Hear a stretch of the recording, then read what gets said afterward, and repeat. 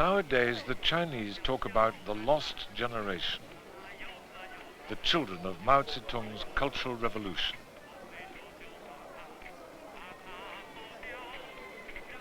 Living memory is vivid, and you don't have to be very old in China to have suffered your share of the turbulence of the 20th century.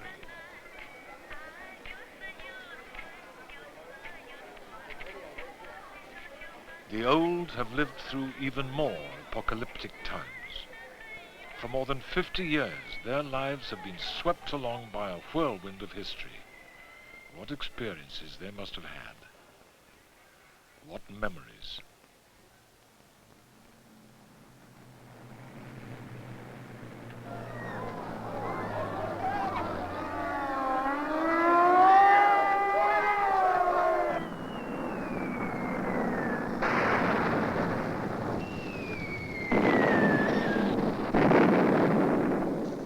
Most people remember the late 1930s and 40s as a nightmare of chaos and bloodshed.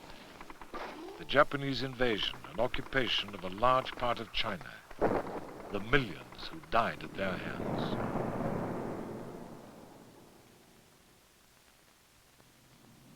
Civil war in the 1940s between the ruling Nationalist Party and the Communists. The rise of Mao Zedong, the charismatic revolutionary leader.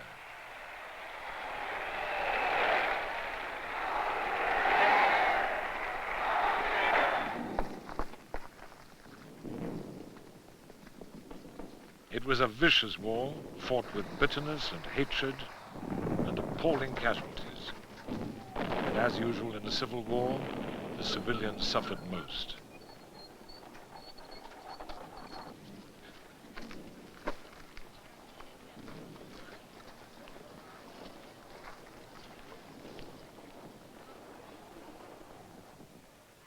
Communist victory in 1949.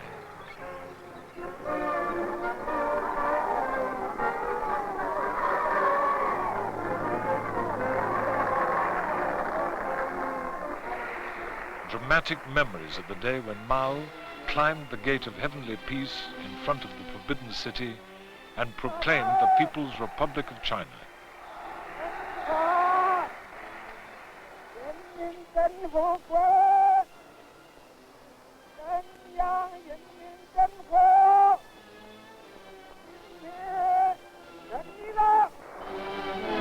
They called it liberation, the start of the socialist revolution. Then land reform, burning the title deeds, bitter retribution against the landlords, their land distributed among the peasants. This was to be, they all hoped, the start of a new society.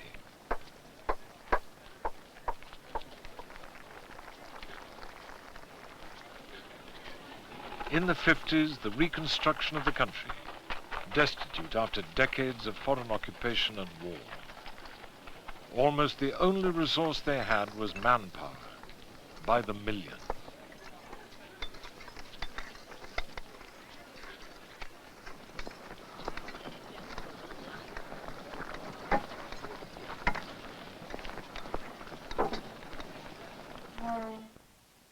In the mid-50s, the new communist rulers of China had consolidated their power and began to plan for the future. Their unquestioned leader was Mao Zedong. Their task was to create harmony and bring about prosperity for the people. That had always been the emperor's duty. But the communist vision had another dimension.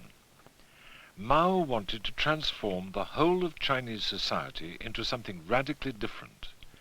Classless, unselfish, idealistic as well as prosperous. And to do that, he planned to mobilize the entire country. In 1958, he launched what he called the Great Leap Forward. Its object was to carry the nation forward overnight towards the ideal communist society. From now on, there would be no more individual ownership of land. The peasants were to collectivize. to work not just in family or village units, but in communes of many thousands of people. Everyone would share the same work, the same food, the same pay.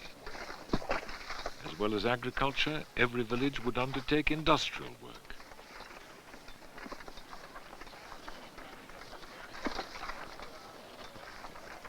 Mao imposed his policy, even though it disrupted the old patterns of rural life. He hoped the peasants would be motivated to work towards his new society, but he was proved wrong. Impossible targets and bad management led to chaos in the communes. Grain was left to rot because no one had thought about transport. Without incentives, not many people showed the selfless devotion that Mao was asking for. The result was disaster. Abnormally bad weather made things worse. There were typhoons and serious floods and a nationwide crisis. The Chinese have since said that about 20 million people died as a result of food shortage. It didn't feel to the peasants as though it had been much of a leap forward for them.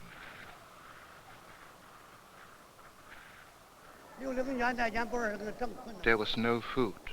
Many died of hunger. Many died. Many people have bitter memories of Mao's great experiment. The Chinese way of life is resistant to sudden change.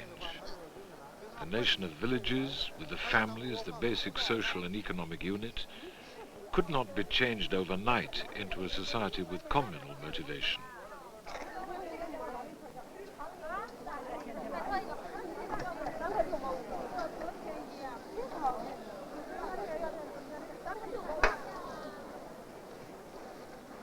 A free market like this, where the peasants can nowadays sell their own produce, would never have existed if Mao had had his way.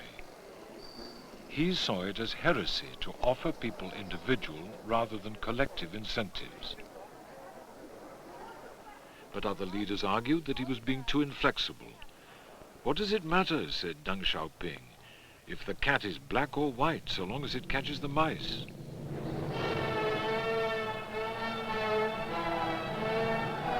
But for Mao, the color of the cat mattered desperately. It had to be red. By 1966, he was getting old. He had lost face after the Great Leap Forward, and he wanted to get even with his enemies in the party. He still dreamed of creating his revolutionary utopia. This time, he looked to the young generation. They were not tainted by the bad influences of the past. They had energy and enthusiasm enough to become his instruments. And in the summer of 1966, Mao raised the curtain on the final and most spectacular act of his reign, the great proletarian cultural revolution.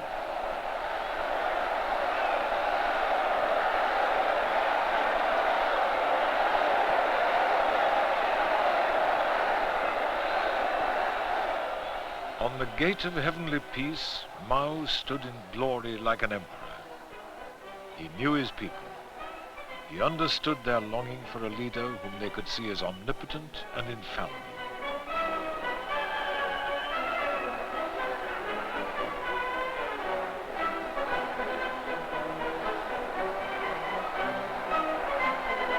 The parades in the autumn of 1966 were stage-managed to inspire emotion and awe. Their like had never before been seen.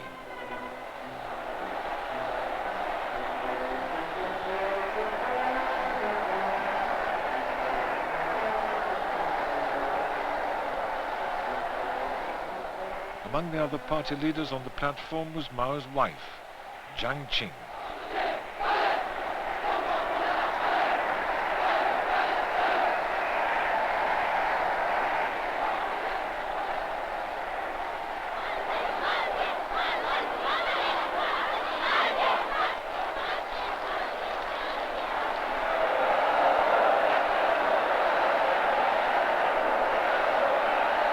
whole nation, it seemed, was being swept away on a tide of revolutionary frenzy.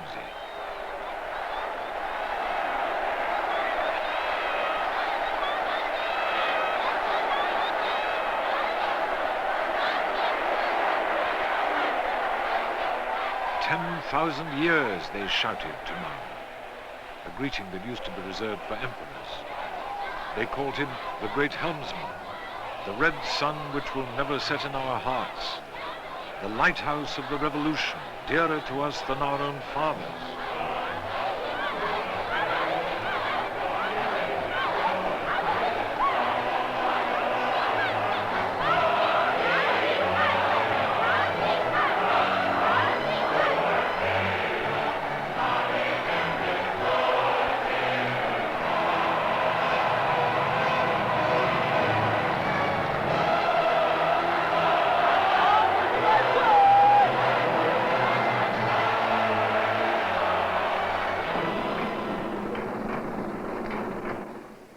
The campaign to elevate Mao to the status of a god was carefully orchestrated. An entire generation was manipulated to idolize him. His sayings were printed in a little red book, which became Holy Writ, to be studied and chanted and learnt by heart. If you couldn't quote from it accurately, you risked a beating up from your friends. Mao called his young supporters his Red Guards. He believed that revolution could only come about through turmoil, and promised them that if they would help him tear the old structure of society into little bits and throw them in the air, the communist dream would come true. The Red Guards marched into every corner of China to spread the gospel of revolution. In some cities, they decided in their enthusiasm that traffic lights had to be reversed. In the new society, red should mean go. Everything to do with the past had to be changed. Names of shops and restaurants, street signs.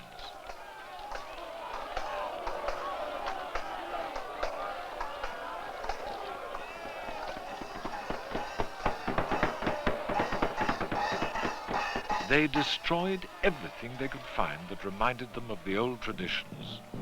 Museums, palaces, works of art. Especially anything to do with Confucius, whose teachings were said to symbolize the feudal past.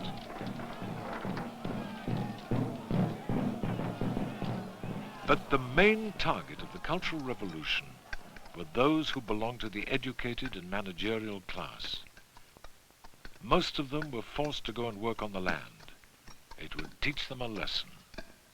Mao had always mistrusted intellectuals and bureaucrats, and a campaign of hatred was started. It was spearheaded by a group of extremists who had won his favor. While Mao appeared to take a back seat, they ran the country like dictators. Eventually they became known as the Gang of Four.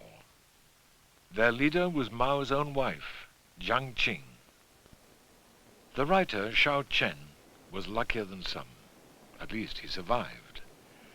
He had already spent years in a labor camp in the 1950s for publishing his opinions.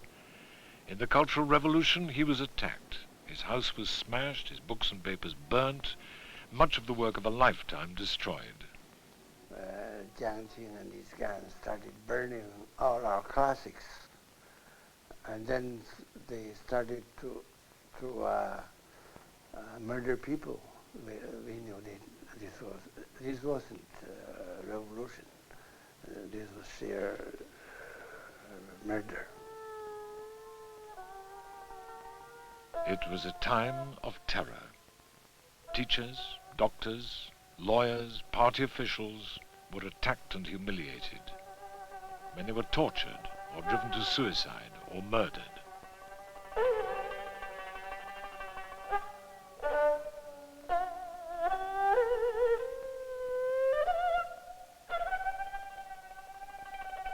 I said to my wife, this was dark ages of Europe. It was very much like that, the European history, burning of books and burning of people. Mao had boasted that while the Qin emperor had only buried 460 intellectuals, he himself had done away with 100 times that number.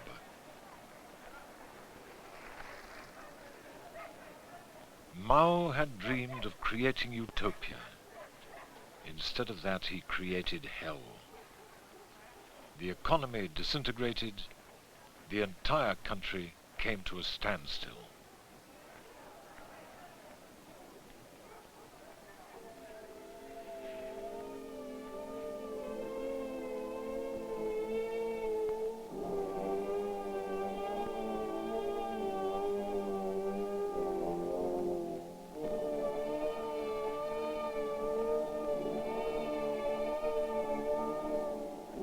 Mao Zedong died in 1976, 10 years after he had launched the Cultural Revolution.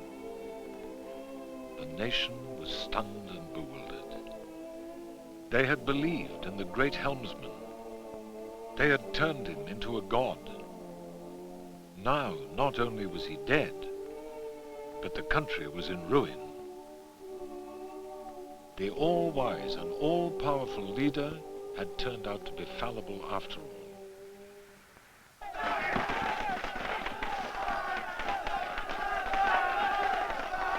And like an enormous shoal of fish, the population seemed to change direction as one.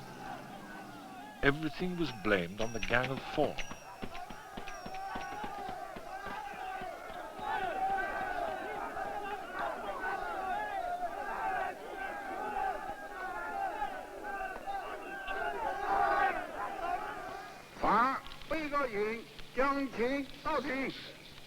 Jiang Qing and the rest of the Gang of Four, together with their main supporters, were arrested and brought to trial.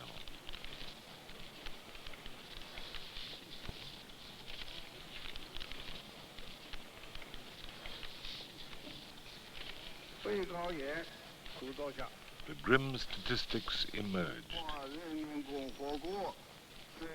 The People's Daily estimated that at least 100 million people had suffered during the 10 years. The members of the Gang of Four were accused of being personally responsible for 34,000 deaths. Mao himself was left out of the accusations. In the past, the emperor's mistakes were often blamed on bad advisors. And this was not the first time in history that the finger of guilt was pointed at a scheming woman. Jiang Qing was unashamed. You accused the wife of Chairman Mao. We were together for more than 38 years. We went through hard times. During the war, I was the only woman to stay at the front.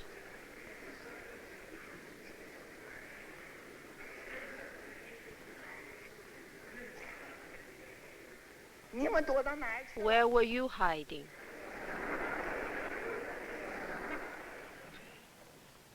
Jiang Qin is sentenced to death with a 2-year reprieve.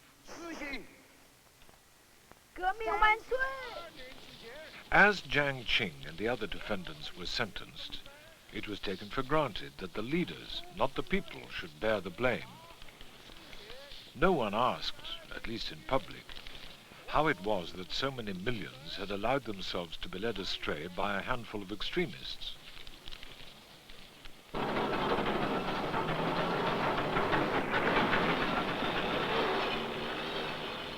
They began to build a great marble mausoleum to enshrine Mao's body.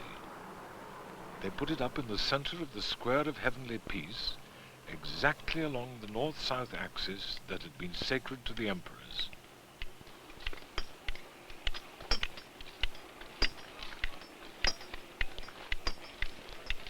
The workmen who built the Qin emperor's tomb 22 centuries ago can't have looked much different from this. Mao, like the first emperor, had changed history. He created a new China. But like his distant predecessor, he was unable to wipe out the past.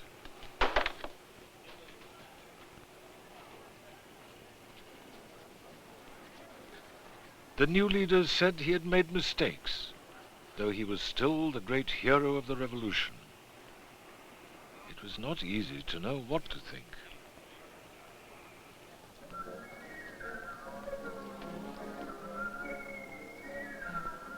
On a busy Sunday nowadays, perhaps 80 or 90,000 visitors will walk through what was once the Forbidden City. Many families will have traveled up from the country to gaze at these monuments to the authority of the emperors.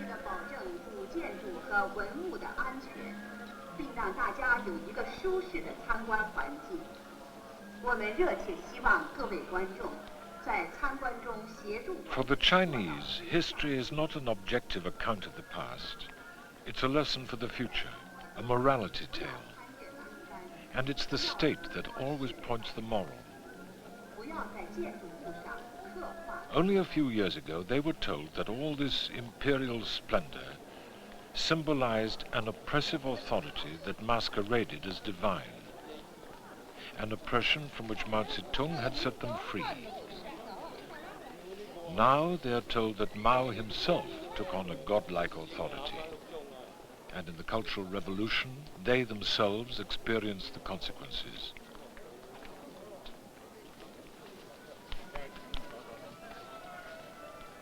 But their long history has made them as philosophical about their rulers as they are about the weather. At times benevolent, at times oppressive, always subject to change.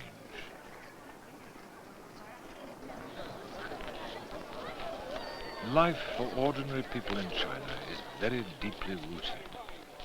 They have a sense of the greatness of their country. They feel the continuity of generations. Their lives are centered around their families. These are the timeless things that give the Chinese people such resilience, whichever way the dragon veers.